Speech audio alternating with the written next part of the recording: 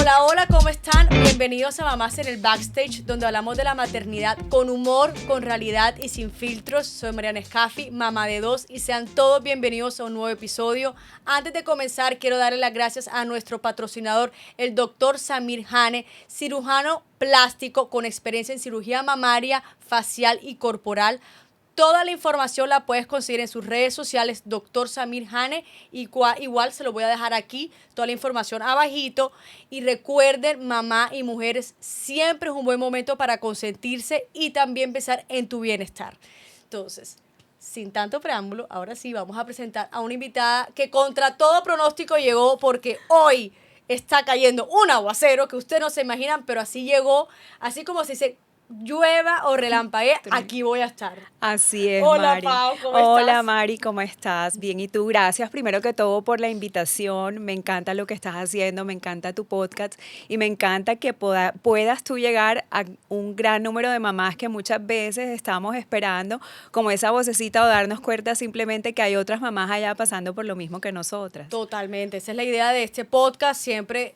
Para mí mi idea y mi objetivo final es conectar con mamás. Si tu historia conecta con una sola mamá y esa mamá encuentra una ayudita, un consejo, lo que sea, para mí ya yo hice mi labor con estas Así historias. es. Entonces, Pau, antes de empezar con tu historia, vamos a darle un poquito de contexto. ¿Quién es Paola?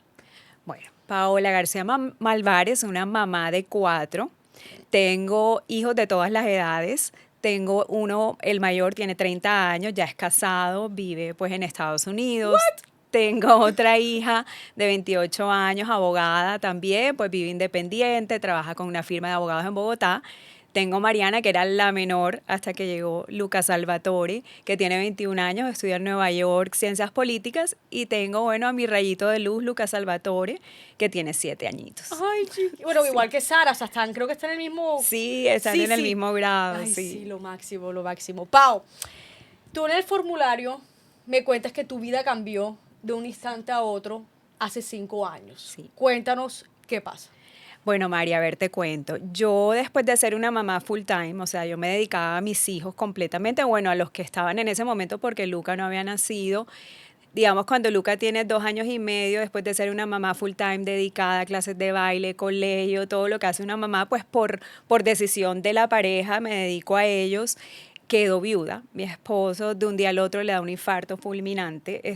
Acabamos de salir del país por pandemia. Eran como de los primeros viajes humanitarios que se hicieron. Yo viví 24 años en Estados Unidos y habíamos decidido un año Son los antes truenos, son los truenos.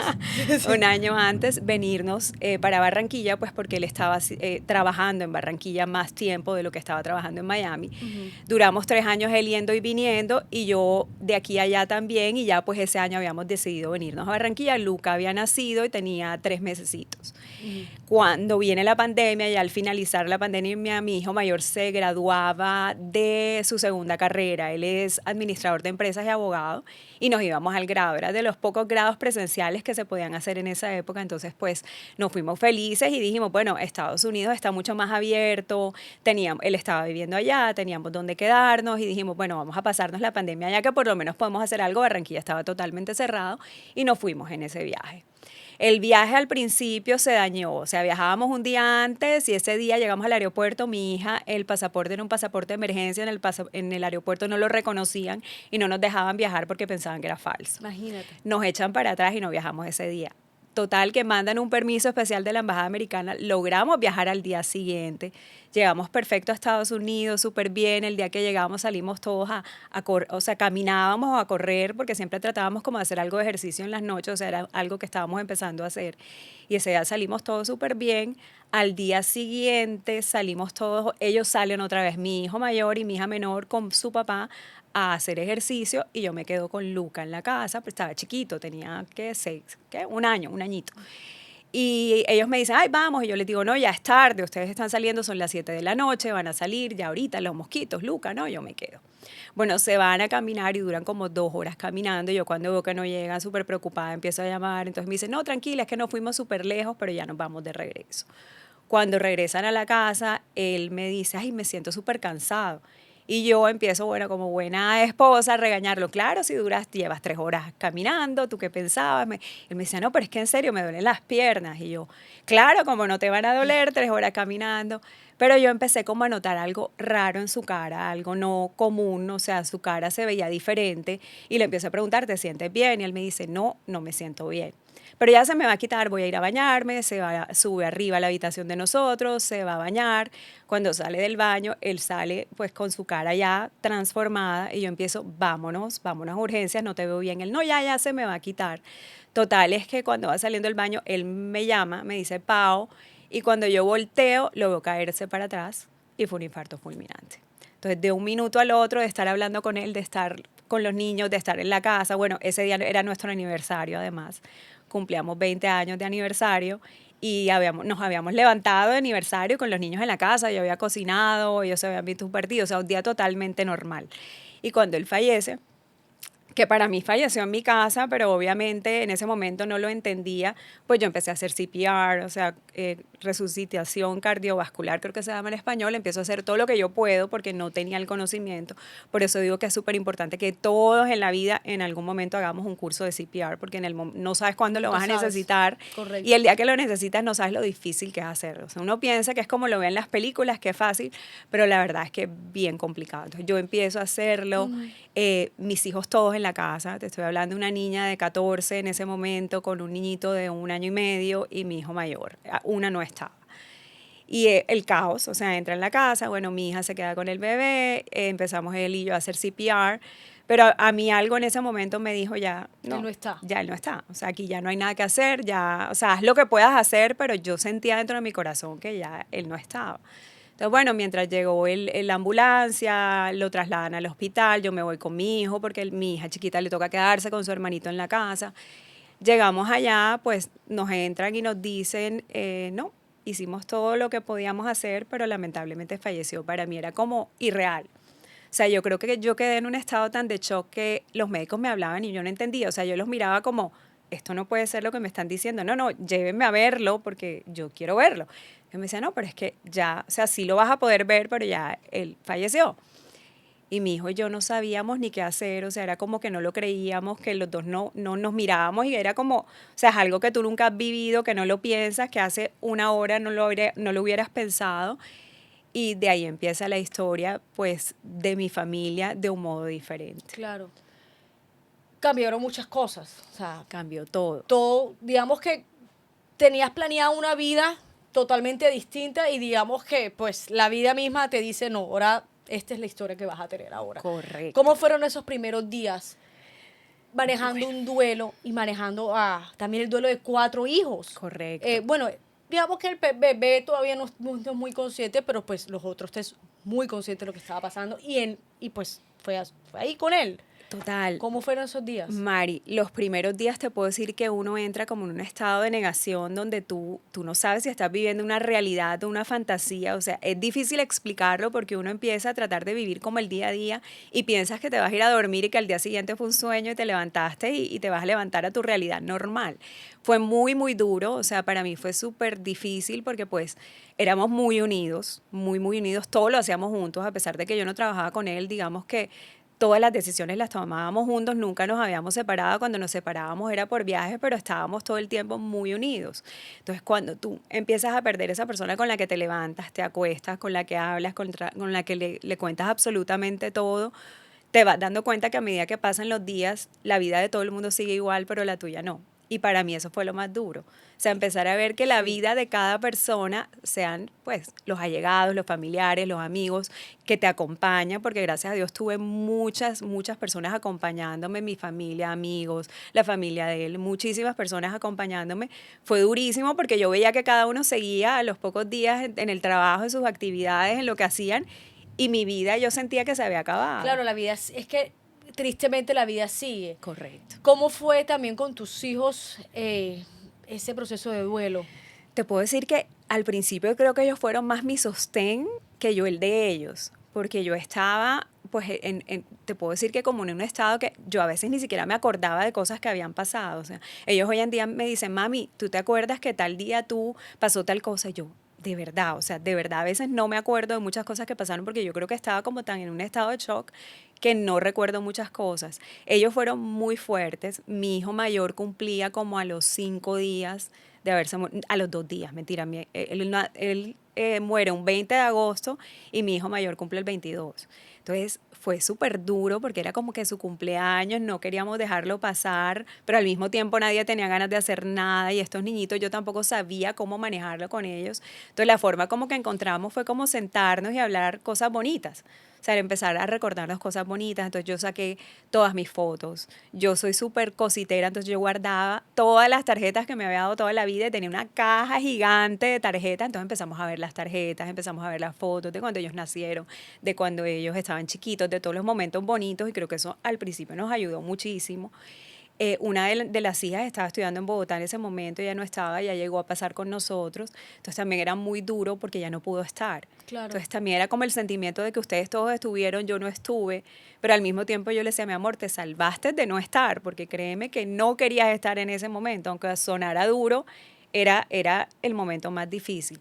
Creo que adaptarse a una vida diferente cuesta, pero poco a poco todo fue como tomando una realidad diferente y como volviendo a la normalidad hasta cierto punto.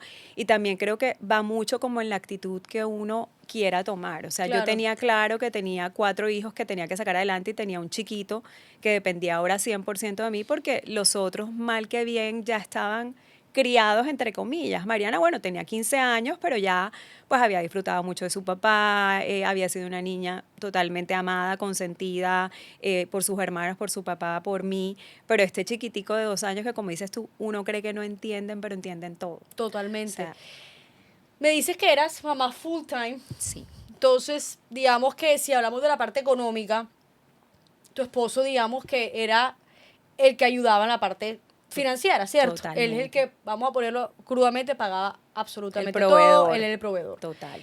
Él, ¿a qué se dedicaba? Bueno, él era ingeniero, él tenía unos proyectos de ingeniería que estuvo trabajando, por eso nos vinimos a Colombia aproximadamente los últimos 6 años, pero después de que él termina esos proyectos decide, por cosas del destino, lo invitan a participar en una clínica de salud mental. O sea, imagínate, el ingeniero no tenía ni idea, pero bueno, lo invita un médico, una persona que estaba dedicada al sector salud y le dice, mira, ahora la salud mental está súper importante, no quieres invertir, y él le pareció, pues lo hablamos, yo al principio como salud mental, o sea, no, tú no sabes nada de eso, yo tampoco, o sea, me parecía súper loco porque yo siempre he pensado como que uno se debe dedicar a lo que uno sabe hacer. Sí. Entonces yo le decía, tú, ingeniero, constructor, o sea, has construido toda tu vida, ¿qué vas a hacer tú ahora en una clínica de salud mental? Y él me decía, no, pero es que yo creo en esto, porque eso hace falta y porque es lo que viene, y yo veo que con la pandemia todo se ha empeorado y le vamos a dar, y ya eso había empezado antesito de la pandemia, pero la construyeron, entonces digamos que cuando empezó la pandemia fue justo cuando la clínica empezó a funcionar. Claro, llega la pandemia, todo el mundo saca a sus pacientes porque pues la salud mental no era una prioridad, la prioridad era el COVID. Entonces todo el mundo estaba tratando de llevarse a su paciente, a su familiar para no contagiarse. Entonces, bueno, él emprende en esta clínica de salud mental, empieza a trabajar en ella y cuando ya le empieza a trabajar en ella es cuando yo decido venirme a Colombia. Okay. Después de haber puesto todas las excusas porque Sí. yo amaba mi vida en Estados Unidos, no vivía en Colombia desde los 22 años. Entonces para mí era como un mundo nuevo, todo era diferente y yo decía, no, entonces cada vez que él decía, vámonos para Colombia, yo decía, no, Mariana no ha hecho la primera comunión. Te estoy poniendo ejemplos Sí, de cosas. como excusas. No, ahora, excusas totales, hasta que un día, pero así de la nada, le dije, lo llamé y le dije, ¿sabes qué? Él estaba aquí en Barranquilla, yo le dije, ¿sabes qué? Yo me voy. Pon a arrendar la casa, pon a hacer lo que haya que hacer, que yo el primero del próximo mes estoy en Barranquilla. Y él me decía como, ¿a ti qué te pasó? Y a mí algo me decía como, te tienes que ir para Barranquilla, o sea, ya es el momento. Hicimos todo súper rápido, yo al mes y medio ya estaba de vuelta en Barranquilla y empiezo como también a meterme un poquito en esa parte de lo que él está haciendo en la clínica, o sea, a conocer, a saber qué es lo que está haciendo, porque yo venía a Barranquilla y ni siquiera había ido, o sea, no conocía lo que él estaba haciendo, la construcción, entonces empiezo como a meterme un poquito y él como a explicarme toda esta parte de, mira, esto es así, estamos haciendo esto, y a contarme, y ahí digamos que empiezo yo como a enterarme un poco más Un poquito de más. eso, exacto, un poquito, pero el proveedor totalmente era él, digamos que las tareas del hogar compartidas, pero 100% era yo, Y era como lo que no funcionaba, o sea, Sí. él era el que trabajaba, él era el que proveía y pues yo era la que me quedaba en la casa, pero siempre fui una mamá y una esposa muy metida en todo. Sí, pero la vida, o sea, te dice en ese momento, ya no vas a ser esta Paola, sino que ahora tienes que coger el rol también económico. Correcto. Digamos que para una persona que estaba, digamos, que decía, bueno, como dijiste, yo hacía esto, tú haces lo otro, ¿cómo fue esa transición de decir, bueno, ahora tengo que ponerme ahora ya, yo soy la que tiene que proveer? Claro. ¿Cómo fue esos primeros pasos y cuáles fueron esos retos de, digamos, de criar del duelo, porque porque digamos que era el duelo tuyo, el duelo de tus hijos, Total. de diferentes maneras se manifiestan y manejar una clínica que digamos que estaba apenas, digamos que empezando a ejercer. Entonces, cuéntanos cómo fueron esos primeros Bueno, momentos. él muere en agosto y yo decidí que yo en octubre estaba de vuelta en Barranquilla. O sea, yo me quedo de agosto a octubre, yo dije, yo tengo que llegar a la clínica. O sea, desde el primer momento yo tenía claro que yo tenía que tomar las riendas de todas las cosas que él tenía porque yo decía, ahora, ¿qué hago? Lo que dices tú te ves ahora con la persona que proveía todo y que te daba como esa tranquilidad, ya no está.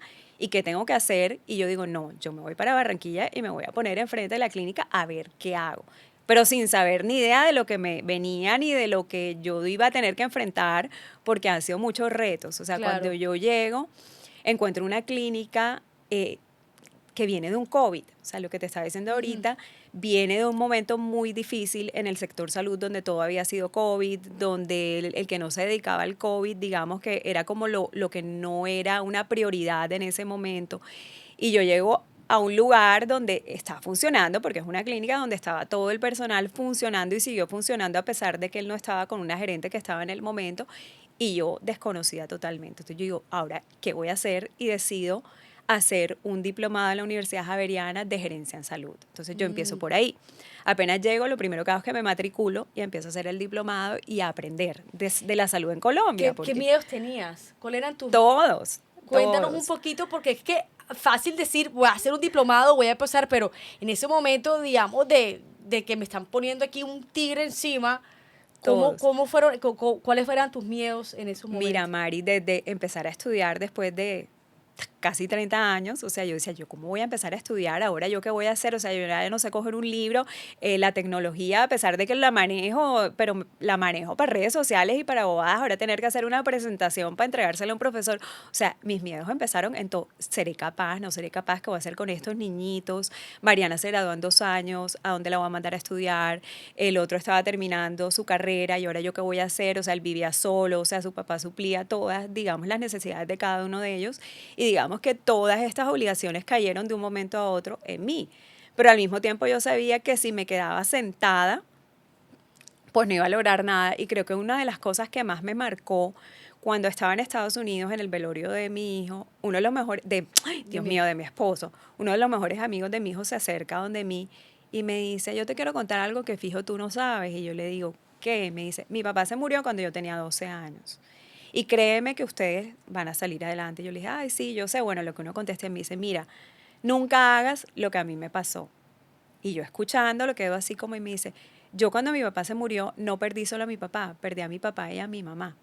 Porque mi mamá nunca se pudo levantar, mi mamá se quedó en una cama a punta de Xanax cuando ya pudo ser funcional, o sea, su vida dependía de los medicamentos que se tomaba, nunca trabajó y a mi hermano y a mí nos tocó, a mi hermano que tenía 17 y yo 12 le tocó trabajar para criarme a mí, proveer para la casa y que saliéramos adelante porque mi mamá nunca se recuperó. Por favor, no hagas esto. Mira, cuando este niño me dice eso a mí, yo digo, no, o sea, mis hijos no pueden perder a su papá y a su mamá. ¿Tú pensaste en ese momento, cuando pasa lo de tu esposo, esa situación, dice, ya mi vida se acabó, me voy a quedar tirada en una cama? ¿Lo sentiste en un momento? Sí, o sea, en un momento piensas que, o por lo menos yo pensé que yo no iba a poder seguir viviendo sin esa persona al lado, o sea, porque mi mundo había cambiado y yo no sabía cómo vivir sola, o sea, literalmente no sabía, yo vivía con él, o sea, desde muy chiquita estuve, digamos que en una relación con él desde los 17 años.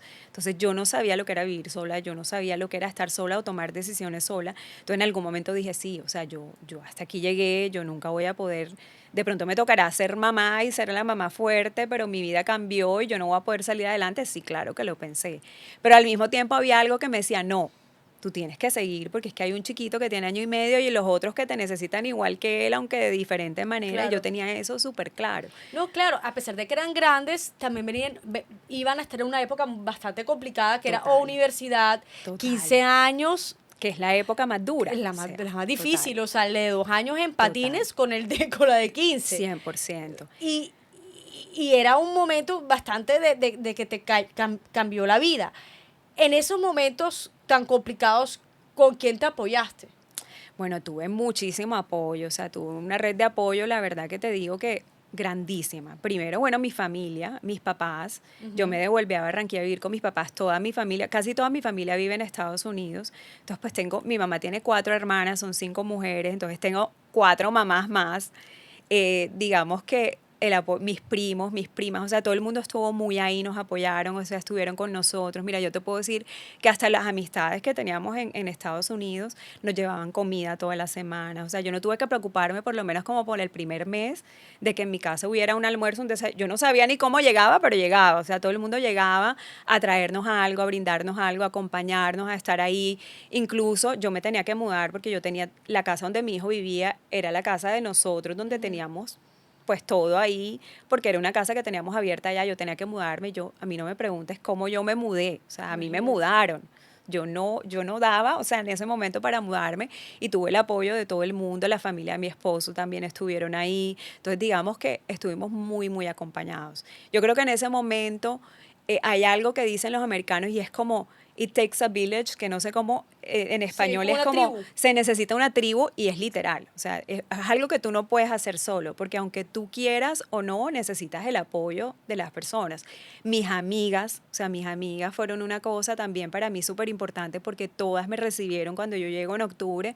Era como que yo llegué y encontré todo ese apoyo divino, todas me acompañaban, se turnaban, iban a mi casa, me hacían visita, me mandaban todos los días cosas, estaban ahí, las llamadas, o sea, todas esas cosas son cosas que uno valora muchísimo porque es un momento que tú de verdad lo necesitas y ahí es donde tú te das cuenta de verdad con quién cuentas. O Claro. sea, en esos momentos es que tú te das cuenta de verdad con quién cuentas. Y eso no quiere decir que haya amigos buenos o malos, simplemente que uno sabe con cuáles son los amigos con los que tú puedes contar En o esos la momentos. familia en esos momentos. Y Claro. al igual mis hijos también, el colegio, o sea, el colegio de mis hijos, que Mariana ya estaba en el colegio aquí en Colombia, el colegio se portó divino, o sea, con ella, le dijeron, mira, el tiempo que te quieras tomar, pero ella dijo, no, yo no quiero ningún tiempo, yo tengo que estar en mi colegio con mis amigos y seguir mi vida. Entonces, creo que cada uno la ruta que tomó era como seguir la vida para no pararse como a pensar, porque entre más pensábamos, te terminabas como hundiendo más. Entonces todo el mundo decidió como actuar. O sea, la Claro. verdad es que todos empezamos a actuar. Claro.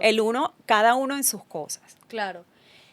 Entonces llega el momento de que te dicen, bueno, Paola, aquí tienes una clínica de salud mental, aquí hay números, aquí hay cuentas bancarias, la Total. parte de, ¿cómo fue eso? O sea, lo pregunto porque como él era el proveedor y me gustaría que también aquí darle consejos también a todas las mujeres, a Sí, todas las mamás, que a pesar de que el esposo es el que puede dar en ese momento, que está perfectamente, muy bien si se puede hacer y que la mamá y la mujer tengan otro rol, muy bien, correcto. perfecto, cada uno maneja como lo tenga que manejar en su casa. Pero yo siento que hay muchas, y no estoy estoy generalizando a todos, que muchos de pronto no son muy conscientes de lo que pasa dentro de un negocio Correcto. o de pronto qué números hay, qué cuentas hay, cómo es el Total. cuento. ¿Tú llegaste a esa clínica con mucho desconocimiento o ya sabías algo? Yo siempre fui muy como involucrada, o Ujú. sea, siempre preguntaba, no me preguntes por qué unos años antes él me mandaba casi todos los meses o por lo menos cada 2 meses un correo electrónico, imagínate esto, o Ujú. sea, las cosas de la vida, y a mí me daba rabia cuando él lo hacía porque yo decía, ay, ya vas, ¿para qué vas a hacer eso? Porque me parecía, me daba miedo, o sea, Sí, porque era como afectarte una claro, realidad. él me mandaba un correo electrónico con todo, o sea, me decía, debemos esto, tenemos esto, está entrando esto, nos deben esto, tenlo ahí. Y yo como, cuando él me lo mandaba, yo decía, ¿para qué me mandas esto? O sea, no va a pasar nada, yo no... Pero igual yo lo leía, lo analizaba y siempre estaba muy pendiente de todas las cosas. Y digamos que él era esa parte proveedora, pero él también delegaba en mí muchas cosas. Entonces, digamos que estaba enterada, no de la parte de la clínica como tal, pero de las finanzas del hogar. ¿Cuál es mi consejo? Tenemos que estar enteradas, porque como tú dices, es perfecto que la pareja tome la decisión de que la mamá se quede en casa y eso es perfecto y es respetable, o que pues las parejas tomen la decisión de que ambos papás trabajen, pero sea trabajando o quedándote Sí, en casa, total. tienes que tener el Aplícalo a los conocimiento. dos. Correcto. Si yo no hubiera tenido algo de conocimiento, te digo, hubiera sido muchísimo más difícil, porque yo llego a esta clínica con cero conocimiento, ahí sí te digo cero conocimiento de nada. Había una gerente, que mi esposo era el gerente general, pero había una gerente médico, y digamos que llego a esta institución donde ya todo lo están manejando de una manera, y yo, ¿qué digo? Bueno, yo no puedo llegar aquí ni mandando, ni exigiendo, ni cortando cabezas, ni nada, sino que tengo que llegar a aprender. Aprender. Entonces yo llegué y me dediqué a aprender, y los primeros 6 meses a aprender los procesos, porque él era ingeniero industrial, entonces todo estaba en procesos, que fue algo excelente también, porque pues el proceso es algo que te dice cómo manejar las cosas y cómo se deben hacer, y todo estaba estructurado. Entonces yo Sí. digo, quiero ver los procesos y empiezo por ahí. Y este es el proceso de esto, y este es el proceso del otro, y empiezo a estudiarme todo eso, y empiezo a estudiarme los contratos. Pues yo estudié Derecho, entonces yo cogía como esa parte del derecho para ver la parte legal, y entonces me enfocaba mucho en eso, y después empiezo como a ver toda esa parte de cómo va el funcionamiento de la clínica como tal. Al principio, y te voy a ser súper honesta, lo hacía porque eso era lo que yo necesitaba en ese momento, y era como lo que me sacaba de mi realidad. Ujú. Entonces, yo estando en la clínica se me olvidaba todo, se me olvidaban, o sea, yo no pensaba en más nada, sino enfocada en lo que estaba haciendo, y eso hacía que por parte del día o más o todo el día yo estuviera en otra realidad diferente a la que sucedía cuando yo llegaba a mi casa en la noche. Entonces usé esto al principio, digamos que como de herramienta para poder sostenerme, por así decirlo, y salir adelante.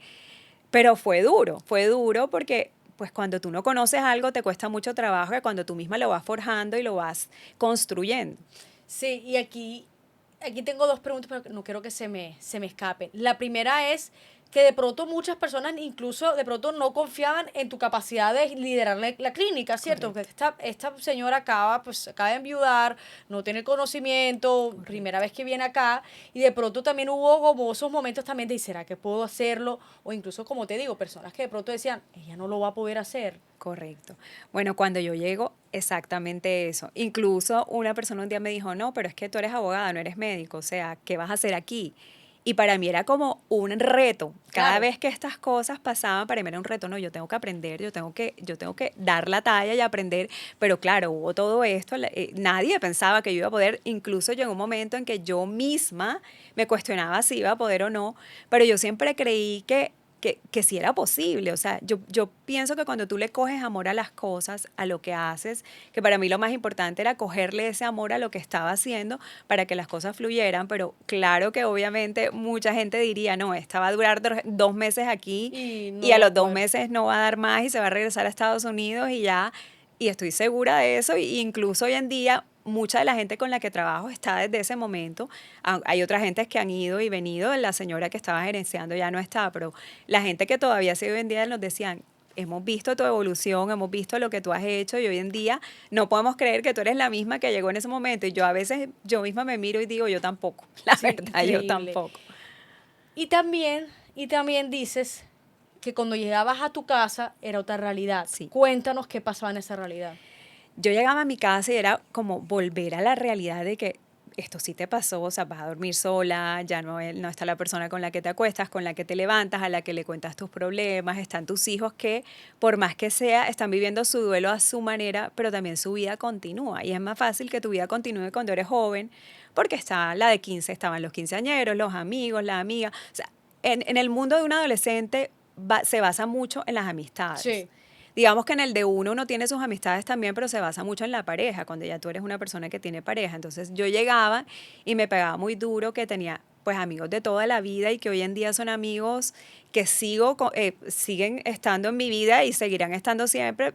de toda la vida, pero eran pareja. Entonces me invitaban, me decían, pero yo muchas veces me sentía incómoda porque ya yo sentía que no hacía parte Claro. de lo que fui parte toda la vida porque era sola. Entonces todo el mundo iba con su pareja y yo era sola, entonces como que trataba de evitar eso. Y si iba, entonces como que me incomodaba. O si iba, estaba súper acostumbrada que iba con él y ya yo miraba el reloj y decía, ay Dios mío, ya son las 11, yo tengo que estar en la casa. Entonces había muchas cosas que superar, como miedos que uno mismo va teniendo Y aceptar la realidad y aceptar la realidad. que tenías en Correcto. ese momento. Y no fue fácil, porque tú al principio, como te digo, crees que te vas a levantar y todo va a continuar igual y te das cuenta y llega un momento en que dices, no, esta es la realidad que yo estoy viviendo y que tengo que asumir. Pero es un proceso. Ahora mismo han pasado 5 años y te puedo decir que en este momento siento que hemos caminado muchísimo, que ya cada uno cogió su camino, ha ido cogiendo su camino, han pasado muchas cosas buenas, no tan buenas, que hemos ido viviendo como familia y que mi familia cambió, que ahora mismo mi familia, a pesar de que para mis hijos su papá siempre va a estar ahí y pues para mí también porque es el papá de mis hijos, ahora la familia somos ellos y yo. Sí. Entonces va cambiando la dinámica familiar, va cambiando lo que es para nosotros la familia, pero eso creo que nos unió aún más, Claro. porque hoy en día creo que somos muy, muy unidos. ¿Y ellos cómo manejan su duelo?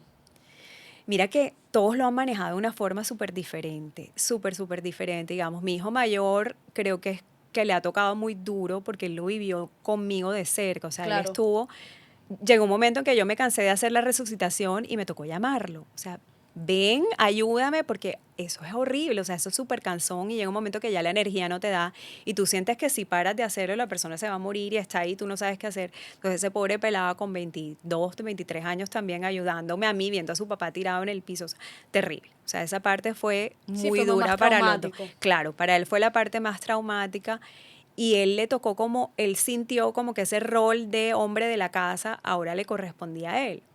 Y yo tenía claro que esa era una de las cosas que yo no quería que él viviera porque él tenía que tener su vida. Entonces yo le decía, papá, tú tienes que tener tu vida. O sea, tu papá era tu papá y yo entiendo que tú quieras ayudar, que quieras estar pendiente de Protegerte. mí, que quieras protegerme a mí, a tus hermanas, a tu hermanito, pero tú tienes que vivir. Entonces, por mucho tiempo él se dedicó como a suplir eso que su papá hacía, entonces él me llamaba, entonces estaba pendiente si dónde estás, qué hace, sus hermanas, que si esta tiene esto, que si esta le pasó lo otro. Por mucho tiempo él se echó mucho esa carga encima y ahí es donde entra también la salud mental hasta que un día, y al principio todos no, ¿alguno quiere ir al psicólogo? Pues porque la primera pregunta que yo les hice fue ese, todos, no, yo no lo necesito, no, yo tampoco, no, eso no es para mí. Y tú empiezas como que a ver, y yo misma, que no había todavía empezado en este mundo de la salud mental, dije, no, yo qué le voy a ir a decir a un extraño esto que yo siento si yo siento que eso no me va a ayudar. Y poco a poco todos nos dimos cuenta que era súper importante. Entonces cada uno desde su lugar fue buscando esa ayuda, él fue el primero que la buscó. ¿Te dijo a ti o él mismo, o sea, Él él te lo manifestó o...? Él mismo empezó como a ir y después de que empezó a ir, o sea, él mismo fue a su psicólogo y hizo sus citas y todo y cuando ya empezó a ir me dijo, mamá, estoy haciendo esto, creo que lo necesitaba, estaba manejando mucha ansiedad, entonces él se sentía muy ansioso porque él sentía como que no podía cumplir aquello que su papá cumplía. Claro. Entonces, él quería ayudarme a mí a resolverme la vida y obviamente, Sí, y no pues era un su pelado de 23 responsabilidad. años no me iba a resolver la vida y no era su responsabilidad. Sí. Entonces, le cambió también la vida porque él vivía solo en Miami, en una casa donde él pues tenía todas sus comodidades y todo. Y cuando yo me vengo le digo, papá, hay dos opciones. O sea, la casa hay que cerrarla, yo me devuelvo a Barranquilla, te vas donde tus tíos, tu tía, o sea, yo tenía a mi hermana, su papá tenía a sus hermanos, donde alguno de ellos, o te vas conmigo para Barranquilla, pero pues no hay más opciones porque pues las cosas cambiaron y la realidad cambió. Y él estaba en ese momento empezando con una novia con la que ya tenía creo que como 2 o 3 años juntos, que esa ha sido otra de las bendiciones en nuestra vida. Para mí ella es como una hija más que llegó y yo le digo, yo le decía en ese momento, el angelito que llegó, los papás de ella, que son un sol, un amor, una familia hermosa, le dicen, no, no te tienes que ir a ninguna parte, vente con nosotros. Y se lo llevan a su casa, imagínate. Y le dan un cuarto y el papá y la mamá lo acogen como un hijo más, siendo que es el novio de su hija y una familia súper tradicional que el papá, ella era de las que llegaba a la hora que el papá y la mamá le decían, Sí. cumplía normas, o sea, una niña de su casa. Y para ese papá y esa mamá yo después pensaba haber tomado la decisión de decir, no, vente tú, el novio de nuestra hija, a la casa. Sí. Entonces, él contó con esa suerte que llega a esa casa donde personas espectaculares, súper amorosas, que él se siente súper acompañado porque él tenía que terminar su carrera, él estaba terminando, estaba en su último año de derecho. Entonces tenía que terminar y las opciones era te vas para todos estos lugares o te quedas aquí y él decidió irse para allá y creo que fue lo mejor que le pudo haber Claro, pasado. claro. Sino que también es complejo para él, digamos que él era el hijo mayor, Sí, entonces creo que sí, como por inercia dice, no, ahora yo tengo que ser mi claro. papá. Y pues no eres, Y, no eres. y aparte te voy a decir algo también, Mari, que me parece súper importante para las mamás y los papás que ven tu podcast. A veces uno mismo como papá le va trasladando La esa responsabilidad. responsabilidad a los hijos. Por lo menos mi esposo siempre le decía a él como, tú tienes que cuidar a tu mamá y tú tienes que cuidar a tus hermanas y tú eres el que cuidas a tu mamá. O sea, le daba ese papel de, porque como él viajaba, él le decía, no, tú eres el que cuidas a tu mamá, está pendiente de tu mamá y si tu mamá el carro se dañó, tú eres. Y, o sea, le daba como muchas responsabilidades que no le correspondían a él, pero no por malo ni por enseñarlo, más que Sí, todo. Pero cuando tú eres un niño, tu cerebro funciona de una manera diferente, y eso lo entiendo hoy en día, y tú te vas tomando eso como que esa es tu responsabilidad. Y a mí me tocó con él hacer un trabajo y hacerlo entender, no, tu única responsabilidad es ser feliz y hacer tu vida, esa es tu vida. tu vida. Entonces, poco a poco él lo fue entendiendo y hoy en día yo le digo, es que, papá, pase lo que pase, yo me quedé sola, me vuelva a casar, me vaya a China, a España, donde sea, esa soy yo y esas son mis decisiones y tú te tienes que enfocar en las tuyas. Y una cosa súper también linda de ellos es que ellos siempre fueron como, mamá, lo que tú decidas. O sea, lo que tú decidas con tu vida, ahí vamos a estar. O sea, nunca fueron los niños como que, no, mi papá, y de pronto no puede llegar alguien a tu vida. Y no, ellos desde el primer día nos dijeron, me dijeron a mí, queremos es que seas feliz. Entonces, esa parte también ayudó mucho a que todos fuéramos como cogiendo ese Claro. camino y todos lo vivimos diferente. Digamos que la que no estaba, María Andrea, que no estaba cuando su papá falleció, le dio duro, porque obviamente era pandemia, no lo había visto hacía unos meses, el papá fallece, ya está en Bogotá, toca mandarla a Miami, ella no, de todos, ella era la única que le faltaba todavía la ciudadanía, llevarla en un avión privado para que ella pudiera estar el día del entierro de su papá. O sea, eso fue una odisea, Claro. alcanzó a llegar, pero ella también se daba muy duro por no haber estado y por no haber tenido a su papá Es esos que cada uno tiene últimos, sus duelos. claro, esos últimos momentos y además que ella, de mis hijos, las dos niñas eran muy apegadas a su papá. Pero digamos ella, para ella, su papá era sus ojos, sus pies, sus cabezas, todo. Entonces, le dio súper duro, pero también ella tuvo un cambio muy positivo. O sea, cuando su papá fallece, yo creo que ella no toma ese rol de mi hijo, de yo tengo que solucionar, pero empieza como que yo me tengo que solucionar. Entonces ella empieza, consigue un buen trabajo, empieza a trabajar, empieza cada día como a evolucionar mucho más en su trabajo, en lo que ella hace. Y hoy en día está en un trabajo, empezó con un trabajo, lo hablábamos antes de ayer, ella me decía, imagínate que yo empecé ganándome 600.000 pesos y hoy en día está trabajando en una multinacional donde gana súper bien, ha ido escalando de a poquito, ya lleva 5 años, pero en 5 años, o sea, Qué está bueno. haciendo una vida profesional que yo creo que si esto de pronto no hubiera llegado a la vida de nosotros, no hubiera sido igual, porque hubiera Sí, sido pues la hija de su papá con muchas más comodidades. comodidades, correcto. Y Mariana, la menor, digamos que creo que de todas, ella siempre se hizo como la más fuerte. Entonces, ella era como la que uno decía, "Ay, Dios mío, la fortaleza de Mariana, Mariana es la más fuerte, Mariana es la que cogió todo para echar adelante. Ahora te cuento la historia de Mariana. Mariana empieza y se muere su papá y es sus 2 últimos años de high school en el Marymount y ella empieza a hacer pues sus años escolares. Ella me dice, desde antes de morir su papá, ella me decía, yo me voy a estudiar a Nueva York. Y el papá le decía, claro que sí, tú te vas a donde tú te quieras ir, yo te voy a ayudar, yo te voy a llevar, yo te voy a resolver. Cuando él fallece, yo le digo, mamá, las cosas cambiaron, o sea, Nueva York es una de las ciudades más caras del mundo, o sea, las universidades allá son impagables, o sea, yo no sé cómo vamos a hacer, yo no te quiero decir que no, o sea, uno puede lograr todo lo que uno quiera, pero no va a estar tan fácil, miremos opciones. Y ella me decía, no, mami, yo me voy para Nueva York.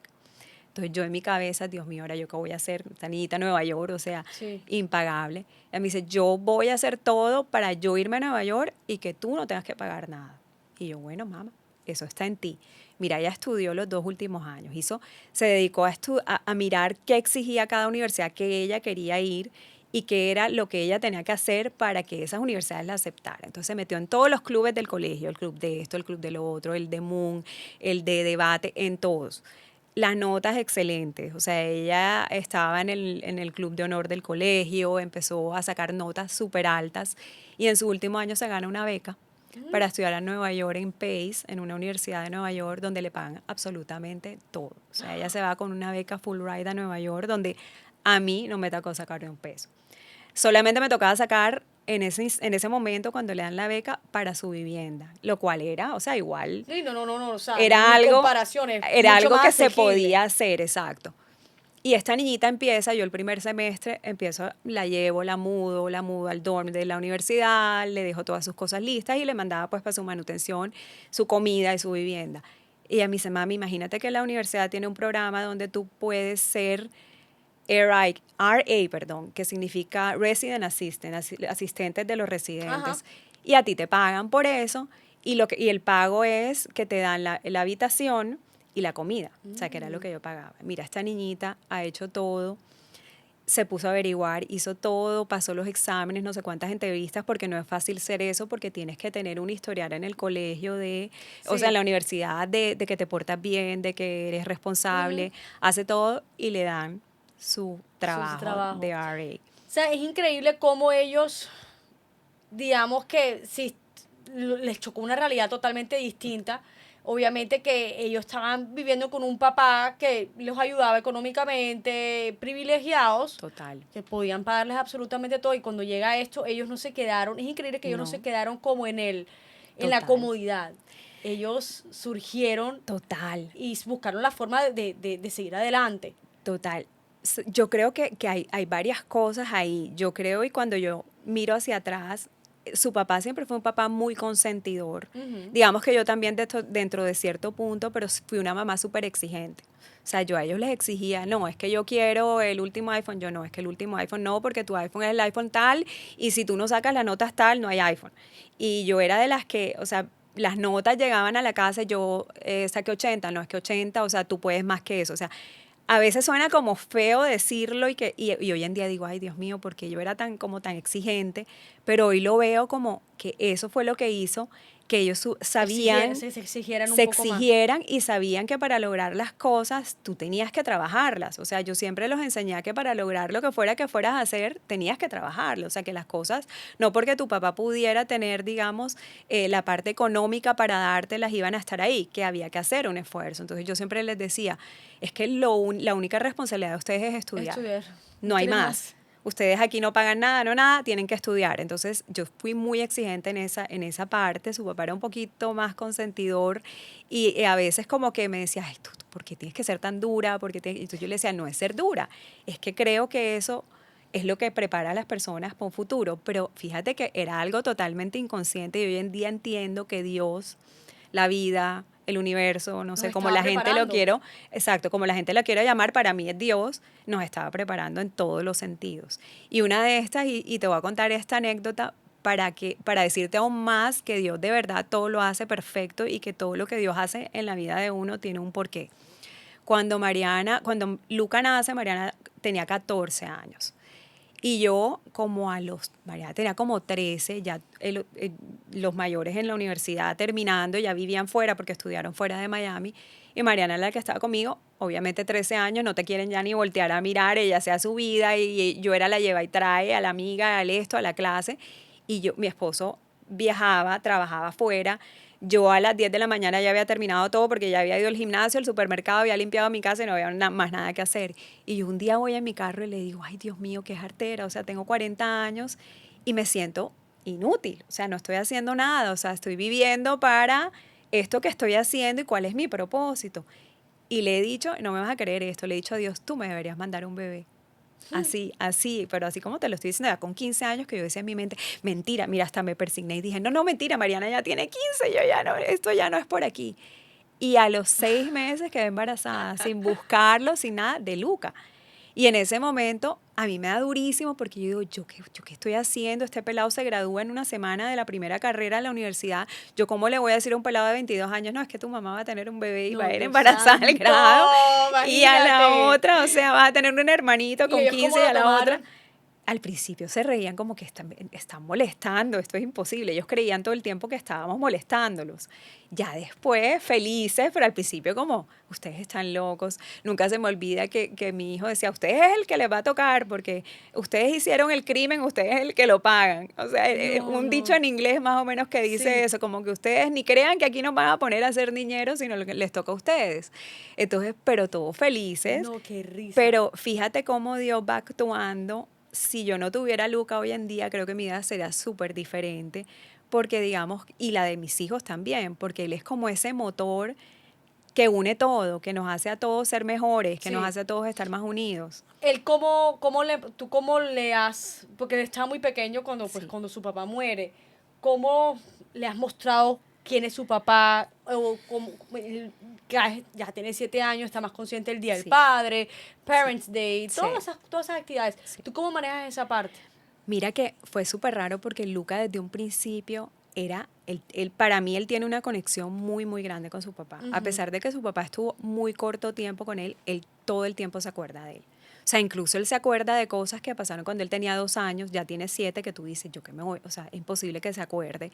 Y de pronto dice, es que yo el día que hice tal cosa con mi papá, y yo sé que pasó lo que él está diciendo, pero en mi mente es como, tú no te puedes estar Exacto, acordando. tenías un año. Total, pero él se acuerda muchísimo, lo tiene súper presente y él siempre dice, no, mi papá diría tal cosa, no, mi papá le gustaba tal equipo, no, es que mi papá jugaba fútbol. O sea, él siempre lo tiene presente en su día a día y creo que él lo tiene más presente de lo que nosotros se lo hacemos presente porque uno en el día a día va viviendo la vida y se te va Sí. olvidando, pero obviamente pues le muestro las fotos, le muestro los videos, gracias a Dios esto pasó en una época donde todos tenemos videos, Instagram, fotos, no en la época de antes que eran las fotos impresas que se Claro. dañaban, memorias. Nosotros antes de que Giovanni falleciera hicimos como muchas cosas en familia, viajamos mucho, entonces como que había muchas memorias que contarle, que decirle sus hermanos. O sea, Luca es la vida de ellos. Obviamente la mía también, pero ellos como hermanos son unos hermanos excepcionales. Entonces la vida de ellos gira alrededor de Luca. Claro. Entonces por eso te digo que Dios hace todo tan perfecto que si no lo tuviéramos, obvio, seríamos ellos 3 y yo, pero sería muy diferente porque creo que cada quien se hubiera dedicado mucho más a hacer su vida y no estar tan unidos como estamos hoy en Claro, día. Luca, digamos que como es un niño todavía, Une todo. rescata como esa Sí. niñez, como esa ingenuidad, Total. como esa ternura. Total, y te Y devuelve una la familia, esperanza. sí. Y no Entonces, solamente a a todo, todo. Navidad, Total. todo, Todo gira alrededor de él. cumpleaños, o sea, los niños tienen esa magia Sí. que se va perdiendo poco a poco y cuando pasan estos momentos trágicos, digamos que se van apagando mucho más, Sí, más claro, temprano las de lo primeras normal. navidades y los primeros momentos eran súper difíciles, pero había que estar bien por Luca, Exacto. porque el niño Dios de Luca y porque había que hacer muchas cosas por él. Sí. Entonces, digamos que yo pienso que Dios nos puso ese rayito de sol, de luz, para que iluminara la vida de todos. Además, imagínate, se llama Luca Salvatore, que mi esposo fue el que le pone el nombre y le pone Salvatore, bueno, por un tema de salud que yo tuve durante el embarazo. Él decía, es que él te vino a salvar y literalmente hoy en Vino a día salvarte. él nos vino a salvar, no solo a mí y a sus hermanos. Qué belleza. Entonces es todo como, yo lo cuento y suena tan coincidencial, pero no, o sea, tú te das cuenta que de verdad es Dios obrando en la vida de nosotros que de alguna manera lo íbamos a necesitar sin saberlo. Sí, así es. Pau, háblame un poquito de la clínica de salud mental. Tú me dijiste Sí. antes de empezar la entrevista, que te dije, no Sí. me lo cuentes. Tú me dices que Sí. para ti esto tiene un propósito. Sí, Cuéntanos totalmente. un poquito. Totalmente. Mari, cuando yo empiezo a entrar en este mundo de salud mental, como te decía al principio, lo hice por un escape, pero poco a poco te vas como adentrando en ese mundo y te vas dando cuenta de toda la necesidad que hay en cuanto a salud mental hoy en día. No solamente los adultos, los niños, cada vez los niños son más chiquitos los que tienen problemas de salud mental, la desinformación que hay, el desinterés que hay. O sea, las personas no saben en realidad qué es una enfermedad de salud mental. Si yo te pregunto a ti hoy en día qué es la depresión, tú me vas a decir, sí, claro, yo sé, la depresión es esto y esto Sí, y esto sí. y tiene esto y estos síntomas, pero en realidad no sabemos. Una persona va a tratarse una depresión que muchas veces ni siquiera sabe que se está tomando, no sabe ese medicamento que le está haciendo.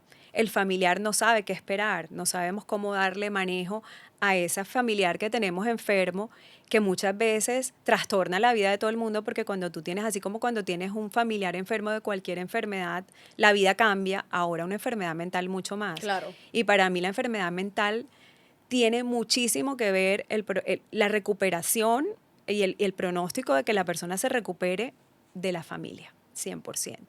Y de que empiece a tratarse a una edad adecuada. O sea, entre más uno espere, es mucho más difícil de corregir las cosas. Entonces yo empiezo a llegar aquí y empiezo a ver este mundo donde todo el mundo tiene un estigma grandísimo, que la salud mental es la gente loca. Sí, la gente que está loca. Loca. Y esa es sí. una palabra que yo borré de mi vocabulario, porque cuando empecé a entender lo que es la salud mental, dije yo más nunca en mi vida vuelvo a decir esa palabra, porque le tengo tanto respeto a aquellas personas que sufren de una enfermedad mental, que para mí, y me río cuando la gente lo dice, y es normal que lo digan porque de verdad hay mucha desinformación.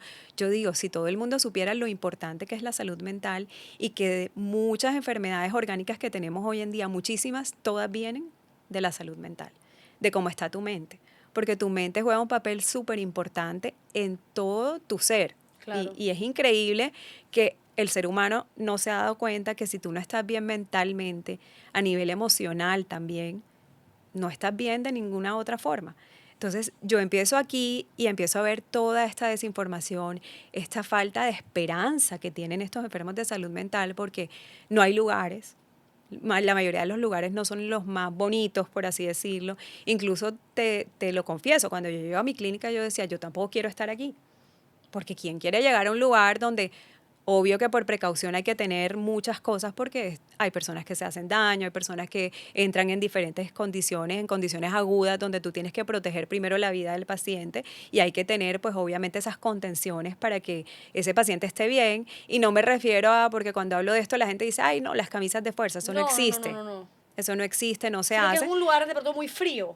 Es un lugar muy estructurado. frío, estructurado, con Sí. unas normas muy estrictas, porque cualquier cosa que a ti se te pase, te voy a poner un ejemplo, dejar un bolígrafo en Sí, en un ese lugar bolígrafo. es un arma. Ujú. Entonces, el que quiera atentar con su vida, para mí es un bolígrafo, para esa persona es cómo tú puedes lograr tu objetivo. Entonces hay Claro. que ser muy cuidadoso en absolutamente todo, pero al mismo tiempo me he dado cuenta al pasar del tiempo, cuando yo llegaba y yo venía con todas estas ideas y yo decía, no, pero pongamos color. Los psiquiatras me decían, no, es que no se puede poner color. ¿Por La qué? salud mental es blanca o azul, porque es que eso es lo que genera paz. Y yo en mi cabeza decía, no, pero qué aburrido, o sea, viendo yo todo el tiempo 4 o 5 paredes blancas y mirando lejos, ¿cómo me voy a mejorar? Entonces yo empecé a decir, pero sí, lógico, te entiendo que pues el blanco trae paz, el azul también trae calma, pero es que el color es lo que te da vida. Y yo empiezo a hacer cambios que me costaron muchísimo, porque al principio no me atrevía a hacer esos cambios, porque respetaba mucho, pues obviamente el criterio del profesional que me estaba diciendo no es lo correcto, tenemos que tener esto y esto, y Sí. después fui diciendo no, me tengo que atrever y vamos a cambiar. Y lo primero que empecé a hacer fue ir haciendo cambios. No, quitemos esta pared, ya la pared no es azul, hagamos un mural. Y hice un mural grandísimo con puras frases motivacionales, con colores, con corazones, con flores, con nubes, con el cielo azul. Y mira, parece mentira, pero cuando estas personas que estaban ahí vieron esto, era como que la vida les cambió. O sea, ellos no podían dejar de ver el mural y decían, wow, o sea, nos sentimos diferentes, la actitud de ellos cambió. Al principio yo entro y yo veía este lugar como un lugar hostil, donde a mí me daba miedo al principio, porque obviamente no estás acostumbrado, ves a las personas que están siendo tratadas, que muchas veces están agresivas, hay otros que están, y tú los ves con la mirada perdida, Claro. y empiezo a ver el cambio en estos seres humanos por una simple pared con color. Entonces yo digo, mira, aquí Increíble. está todo, es increíble. Entonces empiezo a cambiar todo y digo, no, esto tiene que ser un lugar agradable donde tú te sientas bien, porque si tú estás enfermo de una gripa, tú necesitas la sopita de pollo, la sabanita caliente, que te consientan, es igual. O sea, si tú no tienes algo que te haga sentir bien, que te haga sentir cómodo, querido, amado, tú no te vas a mejorar. Totalmente. Entonces empiezo a hacer cambios, había un lugar donde ellos podían ver televisión, entonces era el lugar con la televisión y las sillas blancas donde se sentaban y ya.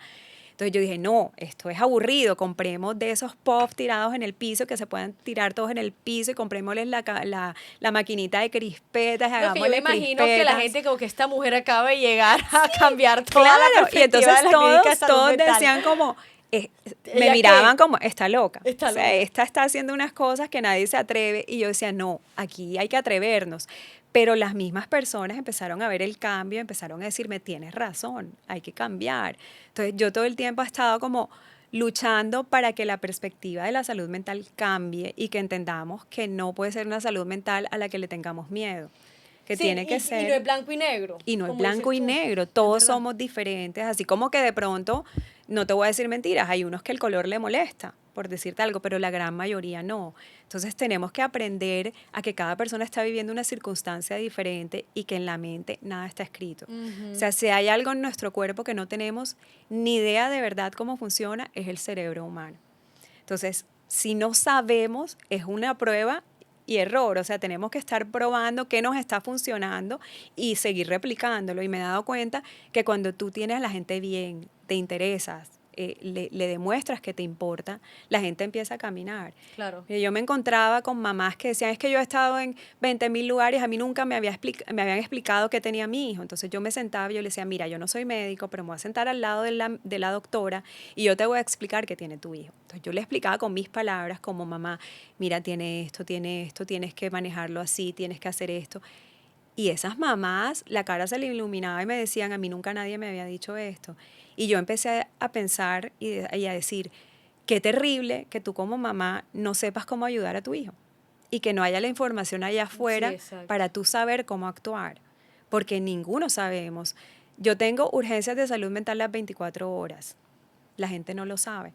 Entonces, ¿qué pasa si Mariana tienes un primo que tuvo una crisis de salud mental a las 2 de la mañana? Tú vas y lo llevas a cualquier clínica. Sí, a Ahí cualquiera está y la no van a hacer otra. nada, te lo devuelven No van a enseguida. hacer nada. Digamos que sí hacen, te lo dejan 3 días, porque llegan, le ponen un medicamento, lo Lo tranquilizan, calman. lo tienen ahí, y lo máximo que pueden hacer es hacerle una remisión a una clínica de salud mental, pero llevas 3 días, donde tu persona, tu enfermo, tu familiar está literalmente acostado en una cama sin que sea tratado, mientras que tú puedes llevarlo, y para mí todas las instituciones de salud mental deberían tener urgencias 24 horas, porque la salud mental no duerme.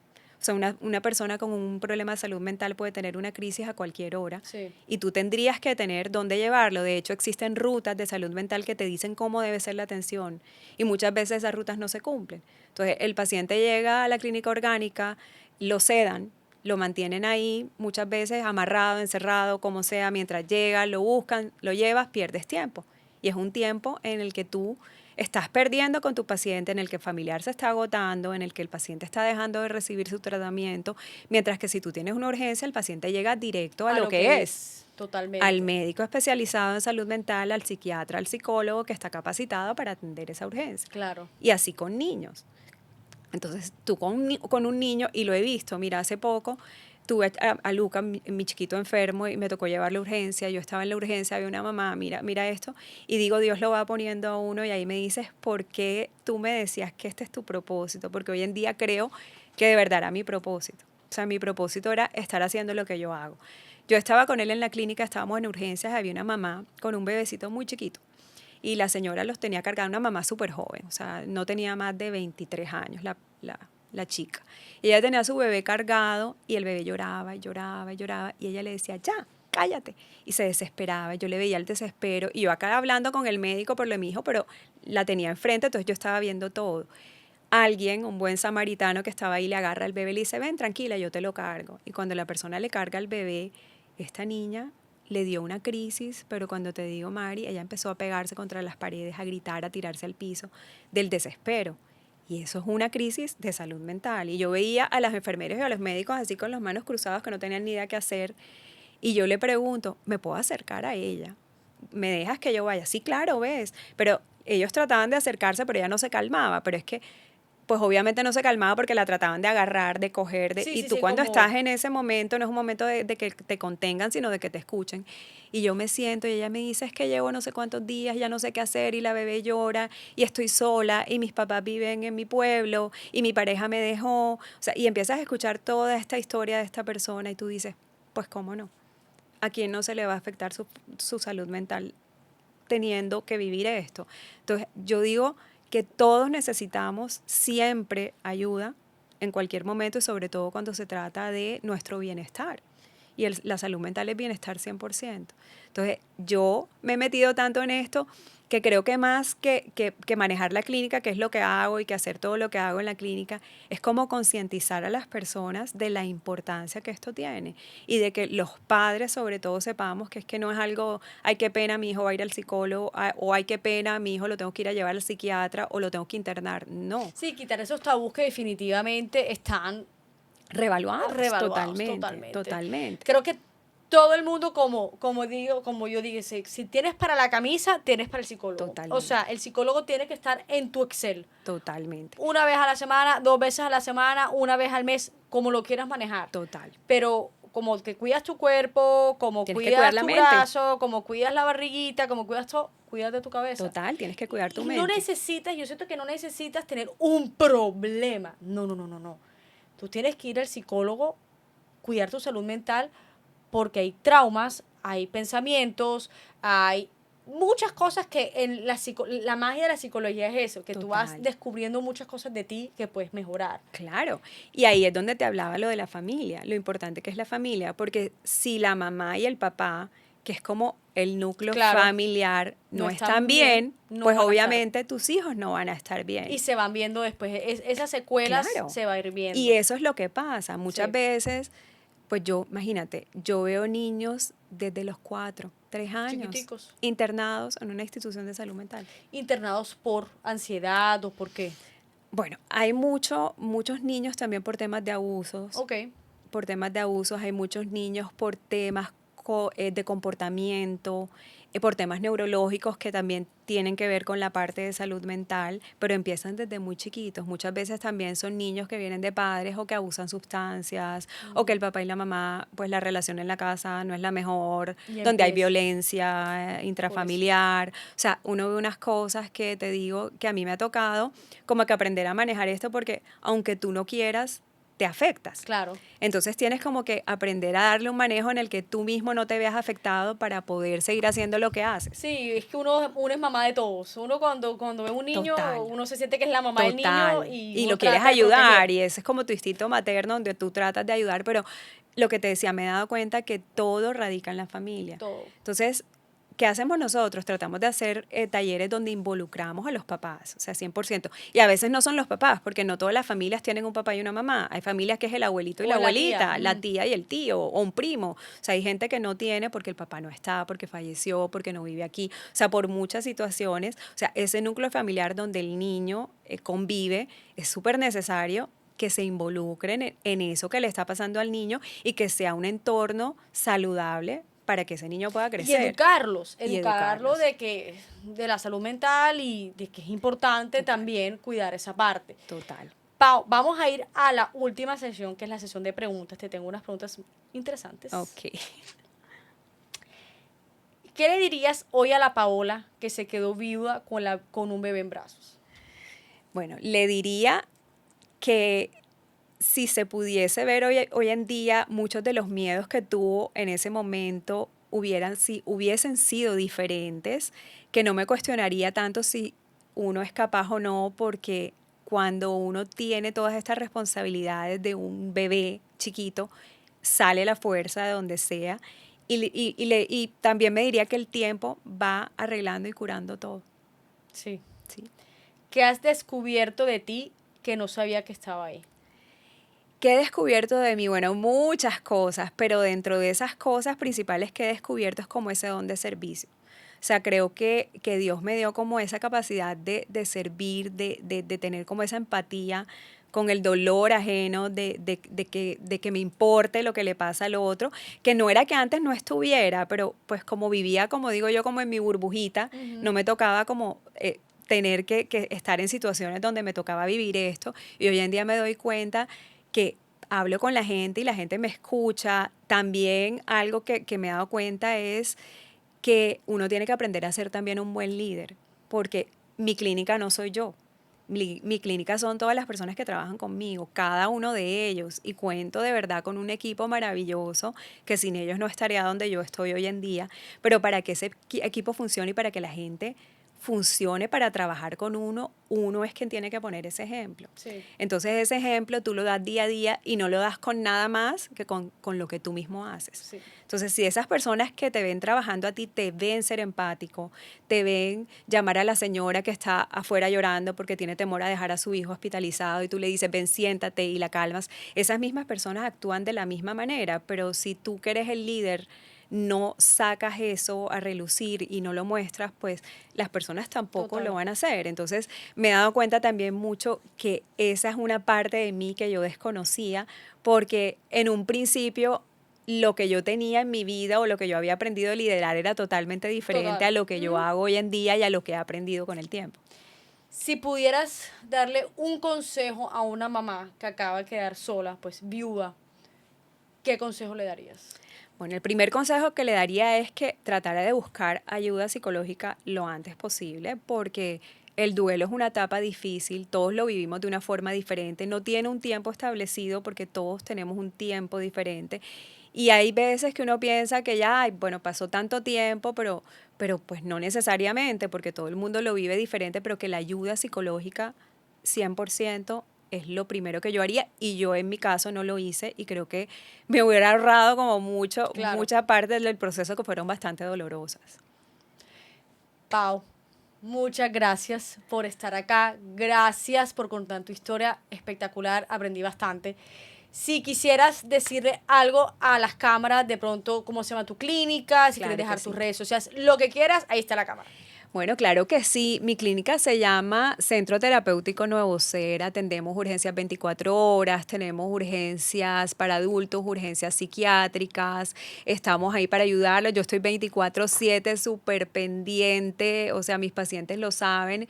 Contamos con un equipo profesional excelente y lo que queremos es poder ayudar a todas aquellas personas que tienen problemas en su casa, con un hijo, con un familiar, con ellos mismos, a decirles que no están solos, que la ayuda está allá afuera, que a veces desconocemos que hay lugares donde podemos acudir, pero que hay bastantes, no soy la única, pero pues mis puertas están abiertas para todo el que lo necesite. Ay, Gracias por este espacio, Mari, de verdad. Me encanta lo que haces y gracias por permitirme estar aquí. Gracias, Pau, gracias. Bueno, esto es Mamás en el Backstage. No se les olvide suscribirse a nuestro canal de YouTube o calificarnos con 5 estrellas por Spotify. Hasta la próxima. Bye.